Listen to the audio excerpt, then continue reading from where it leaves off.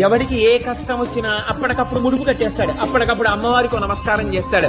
అమ్మా అనుగ్రహించమ్మా, నా పసుపు కుంకాలు నిలబెట్టమ్మా, నా బిడ్డల్ని కాపాడమ్మా, అమ్మా నన్ను రక్షించమ్మా అంటాడు. ఎవడు ఎక్కడ ఎప్పుడు ఎలా ప్రార్థన చేస్తాడో ఎవడికి ఎరుక.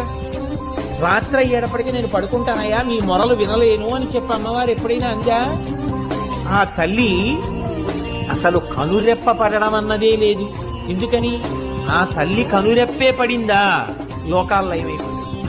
కాబట్టి ఆవిడ ఎప్పుడు ఎవరైనా అమ్మా నీ పాదాలు పట్టుకున్నానమ్మా అంటాడేమో నిజాయితీగానని రాత్రింబవళ్ళు తల్లి అలా చూస్తూనే ఉంటుంది. ఎవరైనా కాని అమ్మా అని గట్టిగా ఆర్తితో నమ్మకంతో పిలిచారో అంతే, ఉత్తర క్షణం ఆ తల్లి అనుగ్రహించి పలికేస్తుంది.